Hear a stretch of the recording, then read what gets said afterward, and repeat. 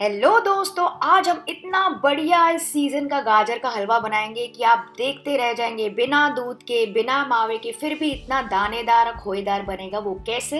Video आपको पूरा देखना पड़ेगा। चलिए शुरू करते हैं। तो ये बहुत ही ज़्यादा मज़ेदार गाजर का हलवा बनाने के लिए यहाँ पे मैंने लिया है 1 किलो लाल वाली गाजर। मैंने थोड़ा सा पहले से ग्रेट करके रखा है, बस मैं आपको थोड़ी सी दिखा रही हूँ। इसको वॉश करके, पील करके, उसके बाद इसको ग्रेट करेंगे। तो ऐसी लाल वाली गाजर यूज़ कीजिएगा। तो इसको ग्रेट करना स्टार्ट करेंगे। तो आज फ्रेंड्स मैं यहाँ पे ग्रेट कर रही हूँ क्योंकि एकदम ऑथेंटिक तरीके से मैं बनाऊंगी, लेकिन घी हम कम यूज़ करेंगे, दूध भी नहीं यूज़ करेंगे। पर अगर आपको चाहिए ना, आपको ब्लेंडर यूज़ करना है या फूड प्रोसेसर में भी आप गाजर को ग्रेट कर सकते हैं, मतलब चॉप कर सकते हैं। उसकी भी रेसिपी मैंने पहले बनाई है, आप चेक कर लीजिएगा। मैं उसका लिंक नीचे डिस्क्रिप्शन बॉक्स में डाल दूंगी। तो ये देखिए, पूरी गाजर मैंने अच्छे से ग्रेट कर ली है। बस यही ध्यान रखिएगा, कोशिश करके अच्छी लाल वाली गाजर यूज़ कीजिएगा जो कि सीजन में मिल रही है। इसको अभी हम भूनना स्टार्ट करेंगे। तो कोई भी हेवी बॉटम पैन में या फिर कढ़ाई में या फिर नॉन स्टिक भी अगर आप यूज़ कर रहे हैं तो हेवी बॉटम वाला यूज़ कीजिएगा। उसमें हम अभी के लिए डालेंगे 2 टेबल स्पून घी और इसमें हम सारी गाजर डाल देंगे।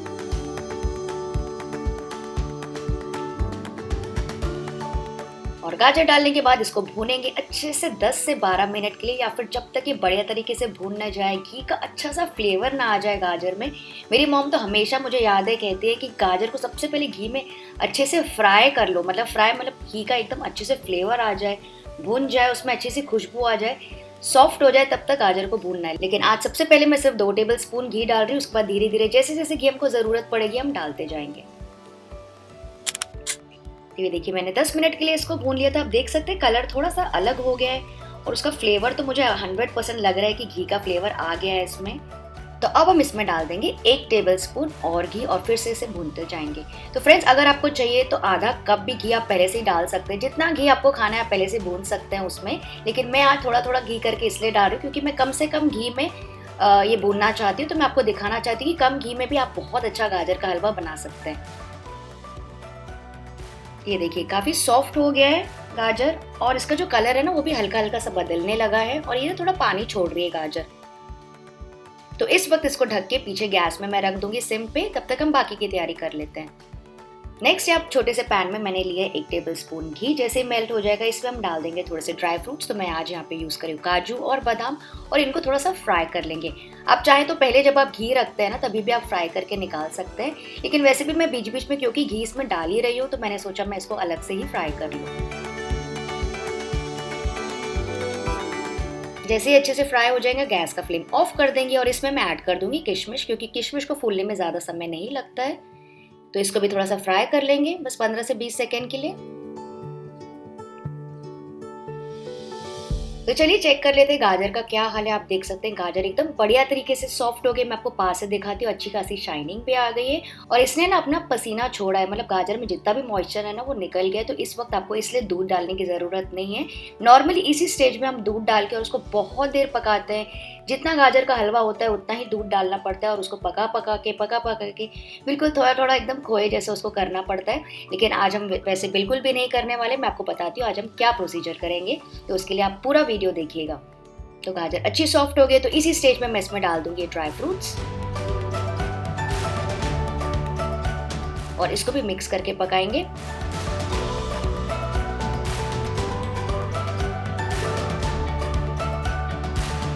तो इसमें काफ़ी सारा मॉइस्चर है, इसको ढक के फिर से पीछे छोड़ देंगे सिम पे थोड़ी देर के लिए। तब तक मैं क्या करूँगी, यहाँ पे ये देखिए मैंने लिया है आधा लीटर दूध। फुल फैट, लो फैट दूध जो भी आपके घर में अवेलेबल हो आप यूज़ कर सकते हैं। इसमें अच्छा सा उबाल आने का वेट करेंगे। जैसे इसमें अच्छा सा उबाल आ जाएगा इसमें मैं डाल रही हूँ 1 टेबल स्पून लेमन जूस, जिसको मैंने 2 टेबल स्पून पानी के साथ मिक्स किया हुआ है और थोड़ा थोड़ा करके इसको फाड़ते जाएंगे और मिक्स करते जाएंगे। बेसिकली जैसे हम छेना बनाते हैं ना, बस वही हम करने जा रहे हैं। आप लेमन जूस के बदले चाहे तो विनेगर भी यूज़ कर सकते हैं। तो थोड़ा थोड़ा करके ऐड करते जाएंगे और दूध को फाड़ते जाएंगे।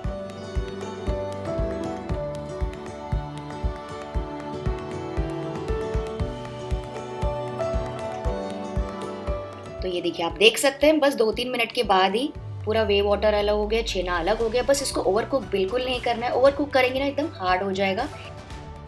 इसको तुरंत से छान लेंगे छन्नी में कपड़ा रख के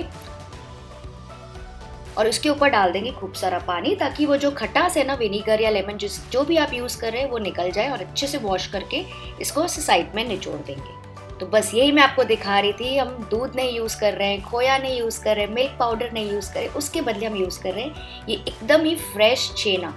ये फ्रेंड्स इतना सॉफ्ट होता है कि इसको अगर आप जब शुगर में मिक्स करेंगे ना गाजर के हलवे के साथ, इसकी मिठास ऐसा आती है कि लगता है एकदम छोटे-छोटे एकदम मावे का आपने वो डाला है, मतलब मावे को थोड़ा-सा चूर के डाला है, बहुत अच्छा इसका टेक्सचर और टेस्ट आता है। तो इसको साइड में मैं रख दूँगी निचोड़ के। चलिए वापस से हम चेक करते हैं गाजर का हलवा। ये देखिए काफ़ी सॉफ्ट हो गया और अच्छे से भून गया है, अच्छे से पक भी गया है, क्योंकि 10-12 मिनट के लिए मैंने भूना था। सिम पे भी मैंने उसको 5-6 मिनट के लिए रखा था। तो इस स्टेज में हम इसमें डाल देंगे शक्कर।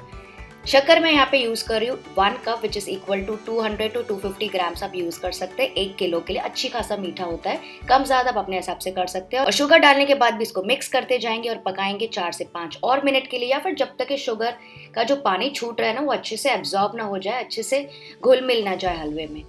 हमको हलवा गीला गीला सा बिल्कुल भी नहीं चाहिए। तो शुगर डालने के बाद भी आप इसको अच्छे से भुनाई कीजिए ताकि इसका पूरा पानी सूख जाए।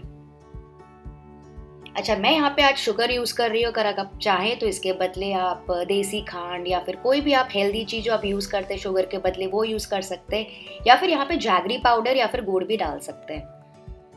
ये देखिए आप देख सकते हैं काफ़ी सारा पानी छोड़ा है शुगर ने। तो बस इसको अभी और पकाते जाएंगे जब तक इसका पानी ना सूख जाए। बस इतना ही आसान है फ्रेंड्स। देखा आपने देखते देखते कितना जल्दी हलवा बन गया। तो यहाँ पे मैंने दूध बिल्कुल भी नहीं यूज़ किया। तो अगर आपको चाहिए ना फ्रेंड्स तो इस स्टेज में भी आप इसको एज इट इज़ एंजॉय कर सकते हैं, बिना खोए के, बिना वो दाना जो हम डालने वाले हैं उसके, ऐसे भी बहुत अच्छा लगता है। फिर मैं इसमें डाल रही हूँ इलायची पाउडर फ्लेवरिंग के लिए। मिक्स करेंगे